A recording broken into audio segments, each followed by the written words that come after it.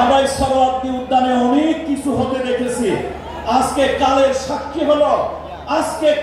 সাক্ষী হলো বৃষ্টি স্নাত কদ্দমক্ত এই জমিনে আল্লাহর হাবিবের সিরাত আলোচনার জন্য একটা নতুন দিগন্ত, নতুন মুখ উন্মোচিত হলো।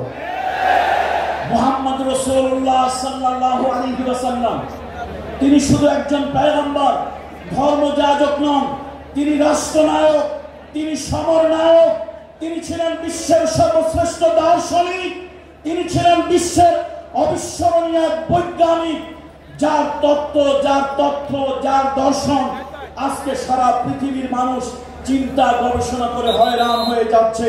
পৃথিবীতে মুহাম্মদ রাসূলুল্লাহ সাল্লাল্লাহু আলাইহি ওয়াসাল্লামের মতো আরেকজন মহামানব এখন পর্যন্ত পৃথিবীতে হয়নি, আর কিয়ামত পর্যন্ত হবেও না। যেহেতু সংক্ষিপ্ত কথা, আমার সংক্ষিপ্ত বক্তব্যে এটাই আহ্বান থাকবে আজকের এই জনসমুদ্রের কাছে। আসুন, অনেক নেতার মত দেখেছি, অনেক নেতার পথ দেখেছি। আমরা সকল নেতাদের প্রতি, এমনকি অমুসলিম যারা আছেন, পৃথিবীতে বিভিন্ন রিভলিউশন যারা করেছেন, নেতৃত্ব যারা দিয়েছেন, সেই সকল দার্শনিক নেতাদের প্রতিও শ্রদ্ধা রাখি। আমরা কাউকে কটাক্ষ করে, কাউকে ছোট করে, কাউকে ইনসাল্ট করে কথা বলি না, নিগ্লেক্ট করি না।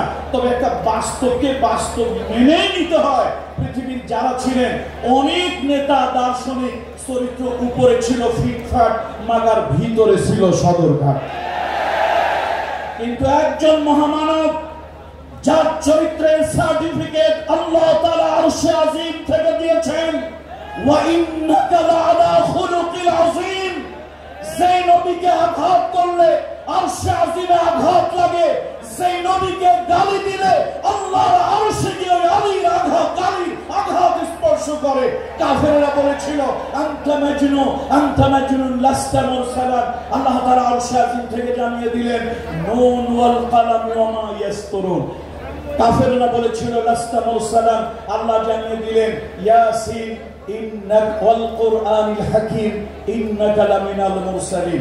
মুহাম্মদ রাসূলুল্লাহ সাল্লাল্লাহু আলাইহি ওয়াসাল্লাম তিনি সাদা কালোর ব্যবধান দূর করার জন্য, তিনি ধনী গরিবের বৈষম্য দূর করার জন্য, তিনি সমাজের নির্যাতিত নিগৃহীত মানবতার জন্য তিনি যা করেছেন পৃথিবীতে কেউ এমনটি করতে পারবে না।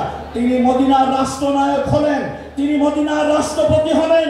তার সবথেকে প্রিয়, তার সবথেকে কলিজার টুকরা তার কন্যা ফাতেমাতুজ জোহরা বাবার কাছে এসে বলেছিল, বাবা আমাকে একটা খাদেমা দিন, যে বাড়ি আমাকে সহযোগিতা করবে, একজন পরিচারিকা দিন।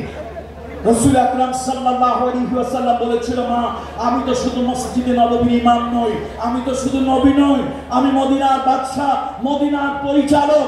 সুতরাং এখন পর্যন্ত এতিমের ঘরে, অনাথের ঘরে, বিধবার ঘরে খাবার পৌঁছাতে পারি নাই। তাদের ঘরে খাবারের নিরাপত্তা, জীবনের নিরাপত্তা, শান্তির নিরাপত্তা যতক্ষণ পর্যন্ত দিতে না পারবো, ততক্ষণ পর্যন্ত তোমাকে চাকরানি দাস দাসীর ব্যবস্থা করে দিতে পারি না।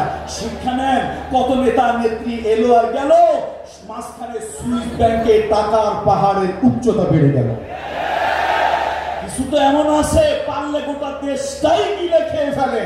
সর্বশেষ আমার বক্তব্য থাকবে, যে নেতা নবুয়তির 40 বছরের দায়িত্ব প্রাপ্ত হওয়ার আগে থেকেই এবং পরে কোনোদিন কোনো মিথ্যা, কোনো অসংলগ্ন, কোনো দৃষ্টিকটু কথা যিনি বলেননি। আসলে পৃথিবীতে মানতে যদি হয়, জানতে যদি হয়, অনুসরণ করতে যদি হয়, পৃথিবী যদি সাজাতে চাই, এই অশান্ত পৃথিবীকে যদি শান্তিময় করতে চাই, কোনো নেতা, কোনো নেত্রী, কোনো ব্যক্তির আদর্শ নিয়ে নয়, মানবতার মহান বন্ধু, মানবতার মহান শিক্ষক মুহাম্মদ রাসূলুল্লাহ সাল্লাল্লাহু আলাইহি ওয়াসাল্লাম, তার আদর্শ দিয়ে পৃথিবী সুশোভিত হোক, সৌন্দর্যমণ্ডিত হোক। তাম পৃথিবীতে জাতি, ধর্ম, বর্ণ নির্বিশেষে শান্তির সুবাতাস বয়ে যাক, এই প্রত্যাশা রেখে আয়োজকদেরকে হৃদয় থেকে উষ্ণ অভিনন্দন। সরওয়ার্দী উদ্যান রাসূলুল্লাহ সাল্লাল্লাহু আলাইহি ওয়াসাল্লামের সিরাতের উদ্যান হলো একটা নতুন ইতিহাসে একটা নতুন অধ্যায় সৃষ্টি হলো। আল্লাহ তাআলা কিয়ামত পর্যন্ত থেকে চালু রাখুন। ওয়া মা আলাইনা ইল্লাল বালাগ। ওয়াসসালামু আলাইকুম ওয়া রাহমাতুল্লাহি ওয়া বারাকাতুহু।